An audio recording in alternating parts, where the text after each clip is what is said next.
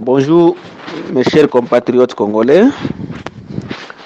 Lelo toye koloba na incursion armée rwandaise na kati ya mboka ya République démocratique du Congo.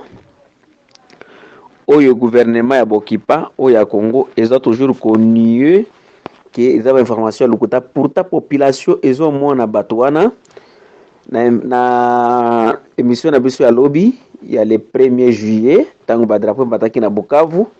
Il y a eu la présence des militaires rwandais au sud Kivu, dans le groupement Itara, na kati ya village ya Luvungi. Luvungi eza village eza au nord ya ville ya Uvira.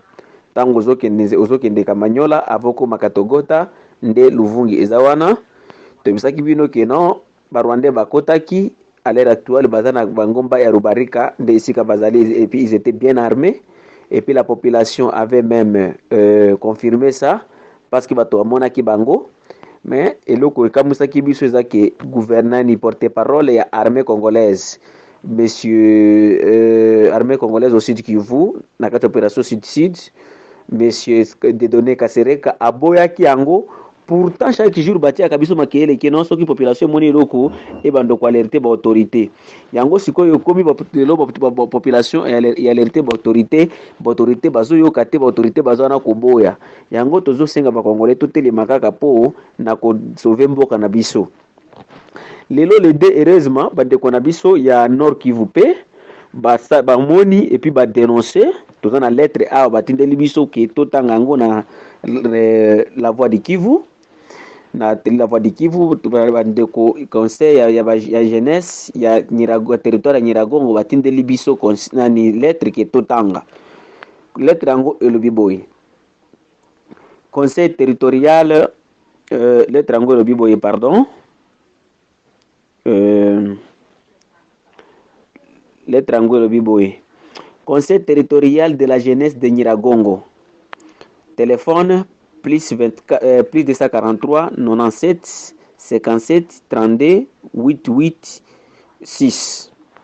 Email eza kitaliaboshindacho@gmail.com. Communiqué de presse numéro 008 bar CTJ-NYIR bar 06 bar 2020. Tout en alertant opinion tant nationale qu'internationale sur une récidive incursion de l'armée rwandaise sur le sol congolais à travers les bornes 16, 17, 18 et 19. C'est la suite aux effectifs trop réduits des éléments de la force de la FARDC commis à la frontière du conseil à la frontière. Le conseil territorial de la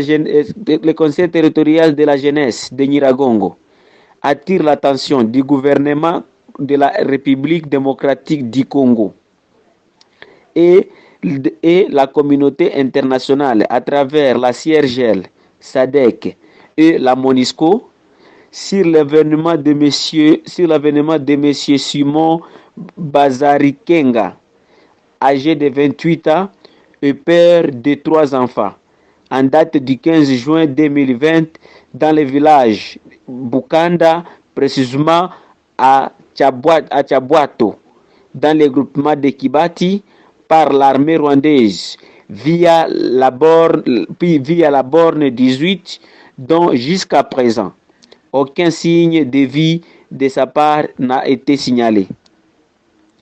Malheureusement, sous silence du gouvernement de la République démocratique du Congo, notons qu'en date du 30 juin 2020, certains éléments de l'armée rwandaise RDF ont encore fait une incursion dans le village de Kanyanja vers 15h30 et ont tenté d'enlever une femme du nom de Ndachaisenga Buki. Cette dernière a été sauvée grâce aux personnes qui revenaient du champ qui avait empêché qui avait empêché ces RDF à amener des forces cette femme au Rwanda. Profitant de la porosité profitant de la porosité de la frontière du côté congolais en général et particulièrement dans les villages Kanyanja et Bukananda, qui selon nos sources seraient gardés tout simplement par deux éléments de FARDC, dont un lieutenant et un caporal. Les militaires rwandais exercent quotidiennement leur patrouille sur les sols congolais dans le but de sécuriser leur pays à partir de la République démocratique du Congo, notamment dans les villages ci-cités. Ainsi donc, face à cette situation qui perdure, les conseils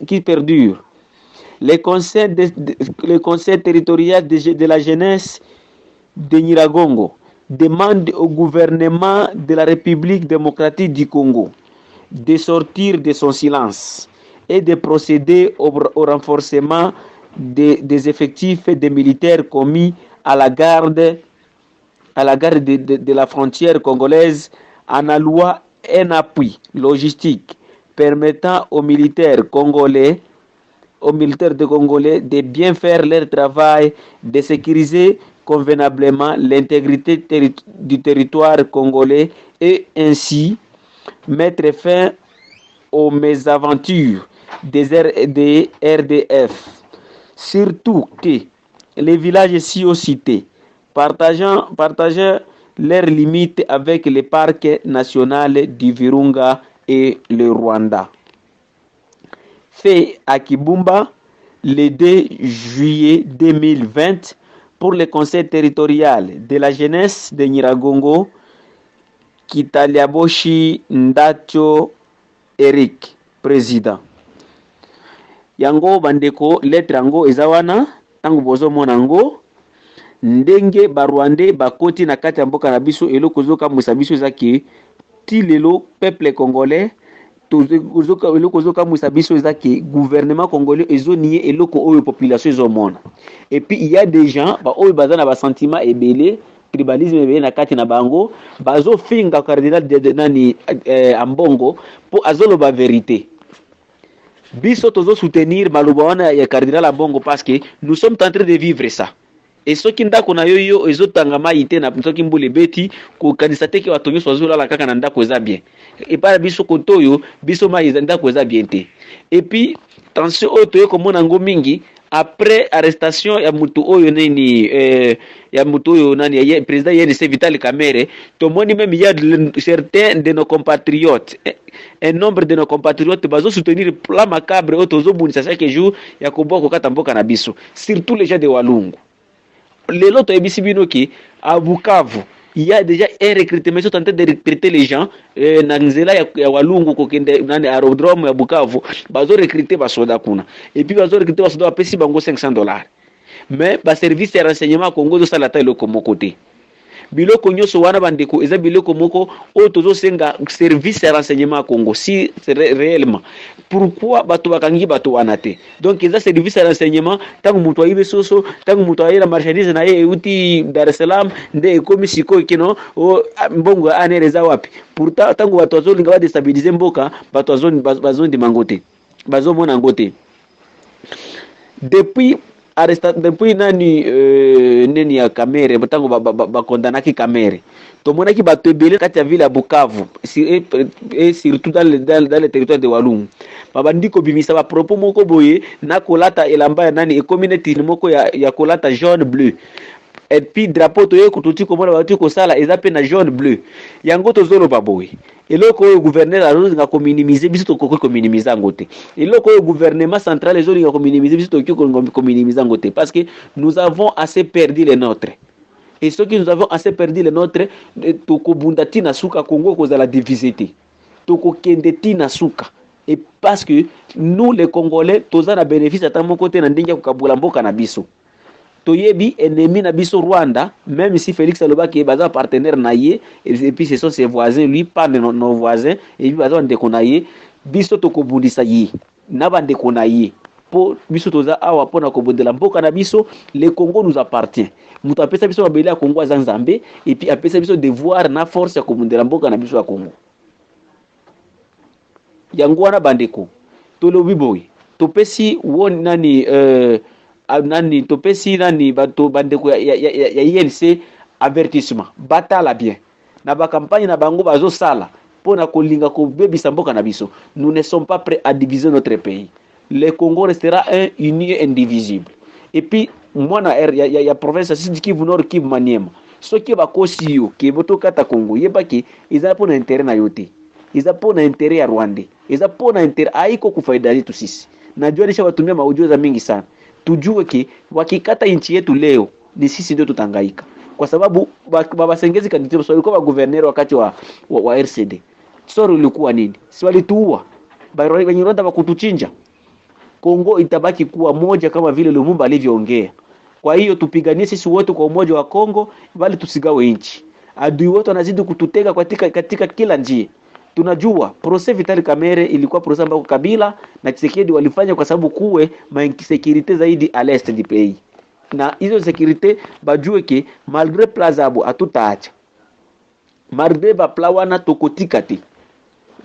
Toyebi bien que procès Vital Kamerhe basala ango po ba occasionner nani insécurité moko boye basala population ba yokana entre biso na biso eloko zo kama apa Vital Kamerhe azala condamné. Ba histoire oza la quitter.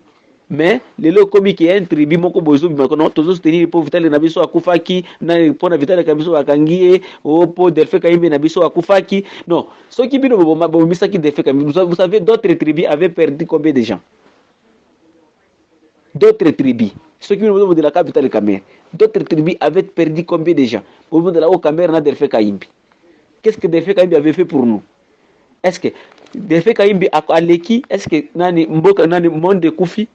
La province etikali ndaka province na ba shida na bango oyo ezalaki na kati ya province nde yango wana bandeko ezanga na bino la voix du Kivu totikali toujours tozo la campagne na minoko nyonso oyo toyebi keno le Congo restera un, uni, indivisible.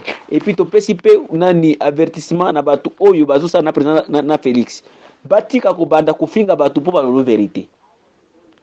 Cardinal nani Ambongo a lobby vérité. Et puis topesi coup de chapeau et pas cardinal, mon cardinal vraiment aux amutu nzambe po ozolo ba vérité. Et c'est mieux de mourir comme les héros que de mourir comme les esclaves. Tokokufa comme ba esclaves était, tokokufa comme les héros. Bolu kabiso ndenge bolingi bosala ntoyi ba plaki so bosala ba téléphone moko ya kolinga neti ngai la vodiki bazo benga ukoka mutu azo pesa yo no azo linga bangisa na téléphone okubangisa ngati mwana muke azana kasoki amoni fourmi akanisi ke masuba na wana ndeko boma fourmi wana ayebite combien de mbula ebeta fourmi wana me kufate oyebi combien de mbula ebeta ngana kufate. Alors masuba na wana ndeko sala ngani masuba na yo benga nga téléphone oh yo to yebi déjà yo zo le président yo bona boy nini. Je suis là pour l'unité de mon pays et pour ma terre. Notre terre d'abord. Il n'y a pas un peuple sans terre. Si vous, votre slogan c'est le peuple d'abord, moi c'est la terre d'abord. Parce qu'il n'y a pas un peuple sans terre. Un peuple sans terre, c'est un petit peuple où existait. Nde yango wana bandeko na pesi bino matondo mingi bana mboka Congo toko telema toujours pona kobundela mboka na biso. Le Congo restera un, uni et indivisible toujours. Merci.